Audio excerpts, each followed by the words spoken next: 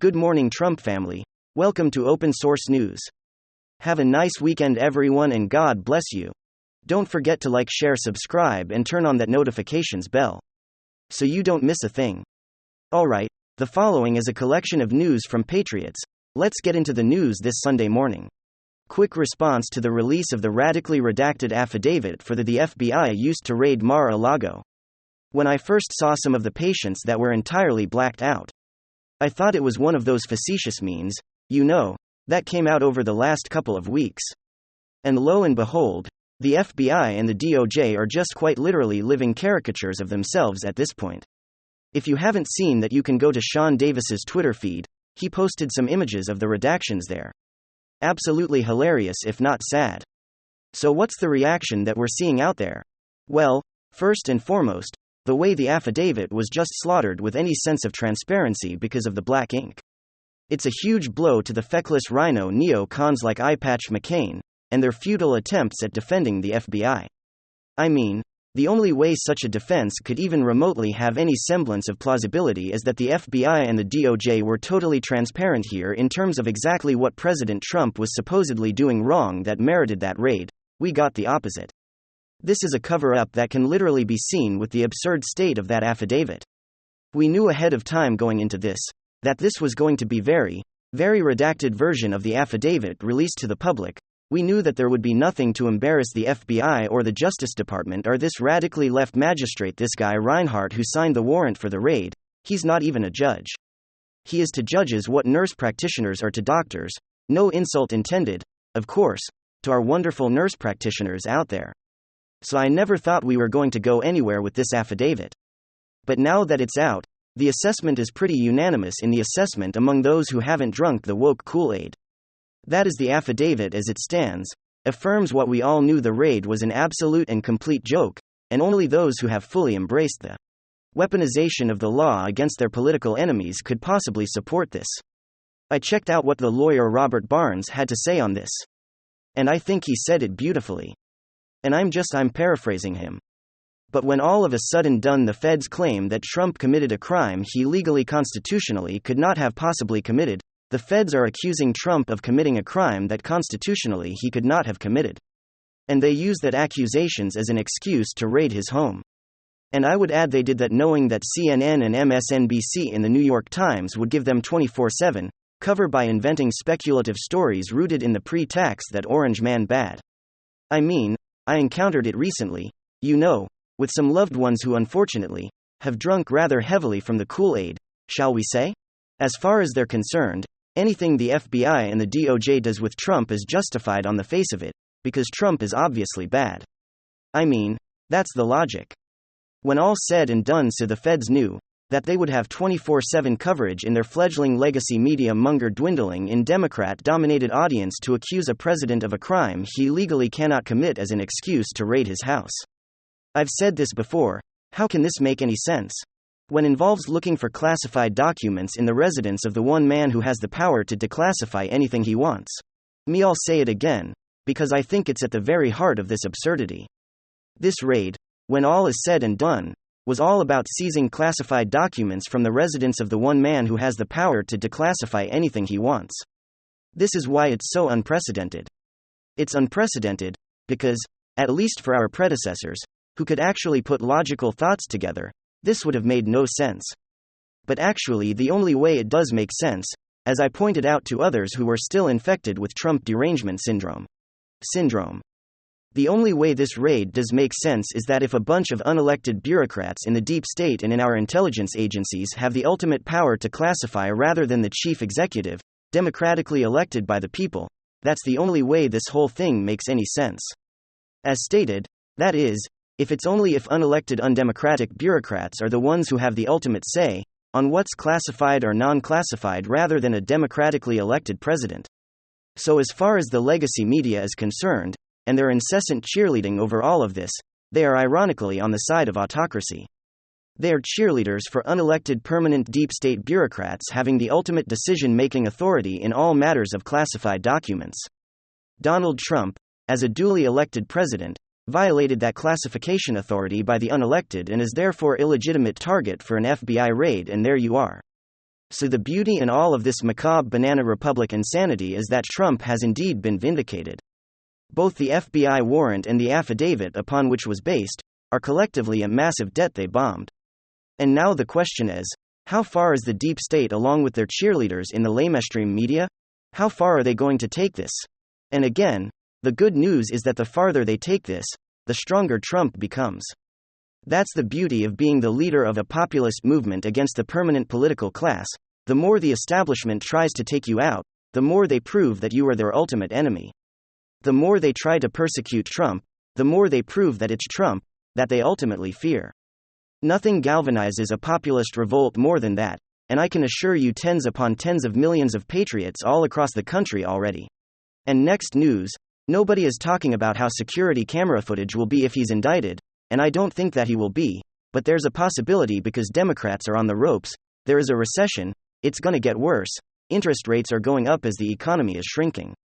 Oil prices, like I've been saying for months, are gonna go back up, or a month and a half or so we're gonna go back up. And their Brent crude is already above $100 per barrel. We have housing that's tanking, we have the economy, like I said, shrinking, interest rates going up, corporate profits will eventually decline. The market already tanked 1,000 points the other day, it will go way below 30,000. The Dow, Nasdaq and S&P will get hammered. And unfortunately, we'll see layoffs because real wages are down 4.4%. And you have inflation that's cutting into people's savings. And up until recently, consumers, corporations were passing on the inflation, the cost of doing business in goods and services onto the producer price index. Now, eventually inflation will get to a point whether or not it goes up if it just remains around 8.5% to 9.1%.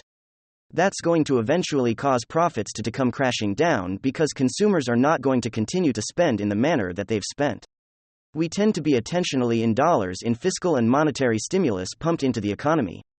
That's all evaporating right now, especially with interest rates going up and inflation staying where it is and the economy shrinking. They have no choice. It's almost like they have no choice but to indict an innocent man because they set up in his hitman. They say, well, the Kremlin colluded or he colluded with them. And no, he didn't. No, he didn't. There was no evidence that he ever did. And James Clapper even told Chuck Todd, we have no evidence that this was in March of 2017. Before the Mueller probe found nothing. Mueller probe did not indict anyone for conspiring alongside foreign intelligence officials. Then the Steele dossier was literally purchased by Clinton, she paid FEC fines. The Democratic Party did as well for using campaign money to pay for the dossier, which was completely fabricated. He should never have been investigated at all. When was the last time an incoming Democrat was investigated by the intelligence agencies of an outgoing Republican? How about never? How about the media would never allow that to take place? But again, the issue here is that he has security footage. If he's indicted, he'll use that in a court of law. He could easily point to, there's almost certainly, if there's no law enforcement and I have support law enforcement, but there, in every business, in every industry, there are bad apples. So you have people like Comey, Strzok, McCabe, Clapper, Brennan, who sided with the political party. It's pretty obvious. The fact that Democrats don't care says only one thing, that the intelligence officials that sided with them bolstered their contempt and disdain and bias toward against Trump. Okay, you don't investigate a person based on a dossier purchased by your advert by a person's adversary. Okay, none of these journalists would want to lose their job, because a rival journalist gave their boss a dossier that said that they were in a Moscow hotel room. Think about the fact that security footage can be used. And he's the only one with actual video footage. He's the only one that can actually utilize video in a court of law. They can't prove that he ripped up any documents. So that's what let's just say those boxes have ripped up documents. They can't prove that he ripped them up. And that's not Trump's style to tell somebody else rip those documents up. So somebody's gonna say, oh well, had old me to rip them up. That person is going to be implicated. But again, there's no intent to really, like Clinton had private servers with top secret intel siphoning classified data outside of the United States government, and Comey stated, quote, although there's evidence of potential violations of the statutes regarding the handling of classified information, our judgment is that no reasonable prosecutor would bring such a case. He acknowledged that there were violations of the law. Clinton did break the law. He acknowledged that he said and no reason that he made up a prosecutor. He fabricated an imaginary prosecutor and said that not only are they fabricating Steele dossiers against Trump, but they're fabricating imaginary prosecutors. I mean, this is a fantasy world, Democrats have created it. But they elevated Trump, so when they say, oh, you know, it was a concerted effort by another country to interfere, they elevate it. They wanted Trump political right before November of 2016. Published an article, the person this is the man they always wanted. Then the DNC emails showed Bernie Sanders was cheated. They don't even have a functioning primary system. Okay, they cheat, they're in their own primaries. Then Bernie Sanders was cheated. They blamed another country, finding out about it was a plot by another country to interfere. This is how the sick and twisted way of doing things it would be the equivalent of your significant other cheating on you, and then you finding out and then the significant other saying, you know what, it was a plot by that person who told you, it wasn't my fault. I didn't really do anything wrong. It was a plot by that other person to inform you of that, you know, whatever. So what Democrats do is they say, our corruption is a grandiose effort by another country to inform you of our corruption. They did the same thing with Hunter. Now they're accusing Trump of what Clinton did, but 10 times worse, 100 times worse. Trump was a former president with not only the top security clearance, the ability to classify and declassify at will. He stored those documents for a library.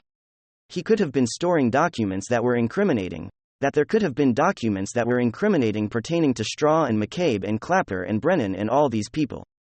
That could be one of the reasons that he didn't give them to the National Archives. And one of the reasons that Garland and the Bureau went into Mar-a-Lago, who knows? The point is, he was a former president who was going back and forth with the National Archives, and the Department of Justice and the Federal Bureau of Investigation. He wasn't hiding anything. He has the goods on them in terms of that security footage.